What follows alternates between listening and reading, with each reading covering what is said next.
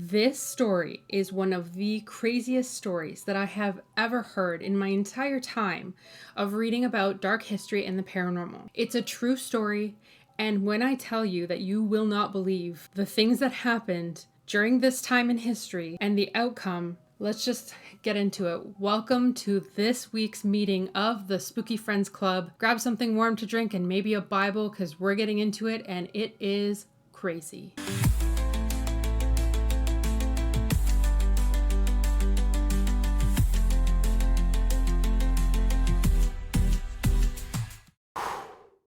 Edinburgh, Scotland. Ancient, proud, and undeniably haunted. Beneath its spires and cobblestones lies a darker city, one soaked in blood, whispers, and unexplicable horror. This isn't just a city with ghost stories. It's built on ghost stories. In the old town, you might feel a sudden chill. In the vaults underneath Southbridge, you might hear footsteps following you in the damp dark. Or you might feel a spectral hand go across your neck, grabbing at your coat. And in the Greyfriars Kirkyard, where the Covenanters spent their last hours in agony, their suffering is imprinted on the walls and the grounds that you stand on. Visitors are scratched and attacked by the Mackenzie poltergeist. Others collapse. Few return from the graveyard unchanged. I've been here. I've been in this darkness, in the magic city that is Edinburgh. But amid all of the stories, none have chilled Edinburgh quite like the tale of Major Thomas Weir, the so-called Wizard of West Bow, a man of God who, in his final years, claimed to be a servant of the devil. Before we get there, though, let's rewind to a time when Edinburgh was ruled by fear, a time when belief wasn't just faith-based, it was law.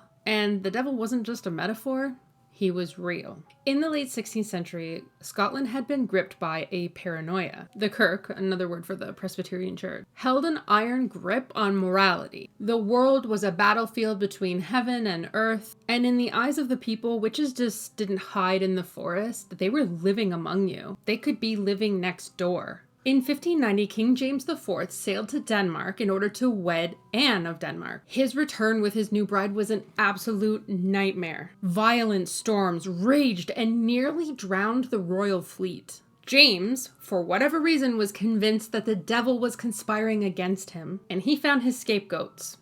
Witches. Human agents of Satan in plain sight. Because of course he did. Anytime something bad happens in history, let's blame witches. This obsession ignited the North Berwick witch trials, one of Scotland's first great witch hunts. Over 70 were accused, tortured, and broken. And specifically, a name you might recognize, a maid named Gaylis Duncan, was arrested because she healed the sick and played music too beautifully. And under torture, she confessed to flying through the air, consorting with the devil, and dancing with other witches on Halloween night in the Kirk. That confession, though loosely pried via agony, became the model for many more. Others were named, others were tortured, and then the flames followed. In 1597, King James published Daemonologie, a book that declared that witches were not only real, but they were a part of Satan's conspiracy to corrupt the morally minded. And this wasn't just like a fringe belief, this was royal policy. From 1563 to 1736, thousands of people were executed in Scotland for witchcraft. Of course, most were women, most tortured for confessions, and in Edinburgh, the grass market flowed with the screams of the condemned. Even today, in Edinburgh, the Witches' Well marks the place where many witches met their end, where hundreds of witches were burned. As sad as that all sounds, and I know it's horrific and horrifying,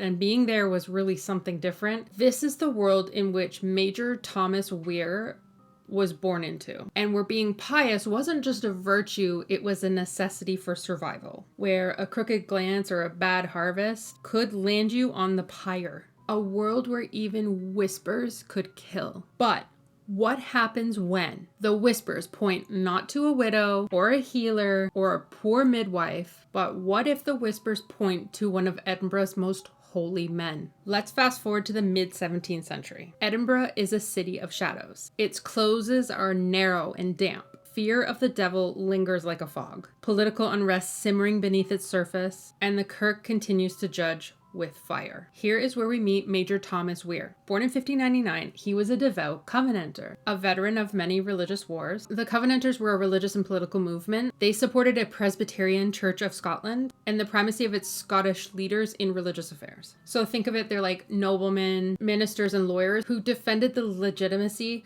of the political resistance on behalf of what they thought was a true religion of Reformed Protestantism. But the main goal was to fight back against the Scottish royalists, fighting against the monarchy. So, Thomas Weir is a veteran of religious wars, commander of the Eglinton Town Guard. To the world around him, he is the epitome, he is the image of religious righteousness. He held nightly prayer meetings, his words always fervent and impassioned. So godly was his speech that it claimed to come not from the man himself, but from actual angels. His house in Westbow became a beacon of faith. His nickname, Angelic Tom. He lived there with his unmarried sister, Jean, better known as Greitzel, quiet woman, also very devout, a pair of pious siblings, exemplars of godly living. They were living righteously and everybody thought so. And yet, something always felt off. Weir always clutched a black thorn staff, carved with strange symbols. Faces of beasts, some would say, and it twitched in his hand, some would whisper. Glowed faintly during some of his sermons, others would say. Children would cross the street to avoid it. Adults spoke in hushed tones, but no one accused him because he was so holy. Then, in 1670, everything shattered. It was then that Weir fell ill, and then, without warning or prompt, he confessed. Not to a priest, not under duress, but publicly and voluntarily. Now, what could he have confessed that would have shocked everyone? Well, he confessed that he had been living a life of sin. Unimaginable sin. His godly facade was a complete lie. He confessed to incest with his sister, bestiality, and carnal dealings with the devil. He also confessed to abusing his own stepdaughter. The weirdest part was his confession about his black thorn staff, that it wasn't just a walking stick, but a demonic gift and a source for his power. It was capable of moving on its own, answering doors, and wandering the streets like a loyal dog. Yeah, that's right. The staff was capable of moving on its own, following him around in the streets like a loyal dog. Weir's confessions came at a time without prompting. While in bed, he suddenly declared that he'd been living a life of hellish wickedness. His friends in the clergy were trying to get him just to quietly repent, but he insisted on doing a public confession. He refused to recant, even after his trial, even when told that it would cost him his life. This added many to believe that perhaps he was possessed or otherwise damned, and that he needed help, but he wouldn't repent, he wouldn't recant, and he wouldn't get help. Among saying that he was having incestual relations with his sister Greitzel, he also admitted to having carnal dealings with several women. He described lustful acts that started very early in his life. He also relished in the shock that he could see in his listeners. One account, he said he seduced a servant girl who had been praying. And then after he had seduced the servant girl, he went and preached a sermon immediately afterward.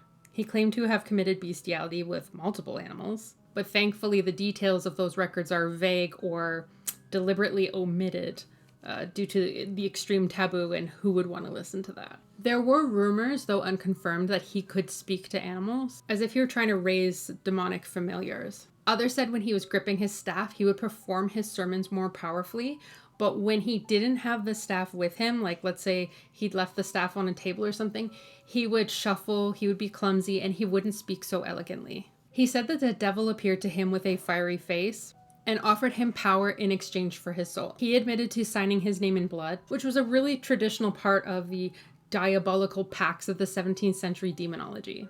Some modern scholars suggest that Weir maybe suffered from psychosis, religious delusions, or a guilt complex, which was worsened by his Calvinist theology, similar to Catholic guilt. Others suggest that his actions were theatrical, a public self-damnation tied to a deep internalized shame of his actions that he did. Like maybe he felt guilty about the things that he was doing, so he just blamed it all on the devil. The devil made me do it, right? That's the clause.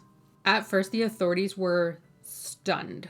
Edinburgh's Lord Provost thought that he had gone mad Physicians declared him delirious, right? There's no way that he could have done all of these things. But Weir insisted, and then it was Grycel, his sister, who actually said, yeah, I confirm that this is all true. Worse still, she embellished. Their mother, she claimed, was a necromancer, and the devil had marked their bodies. Weir himself bore the mark of the beast, and she herself had a horseshoe-shaped devil's mark on her forehead. The devil's mark. They traveled in a fiery coach pulled by 6 demonic horses, visiting Musselburgh and Dalkeith to perform unholy rituals. Voices whispered from the walls. And the spinning wheels they had worked by themselves. And every night, evil danced in their parlor. They sound absolutely crazy, the both of them. Could it be folie à deux, where 2 people go crazy at the same time? Or could it be mental illness just running in the family? Of course, mental illness awareness was not a thing during this time. Eventually, the authorities couldn't just ignore it. They couldn't brush it off. And both were arrested. They were put on trial, but not for corruption. They were put on trial for witchcraft and for pacts with the devil. In April of 1670, Weir was sentenced to death. It could be seen as a blessing, but he was strangled at the stake and then burned, and his blackthorn staff was thrown into the pyre fire.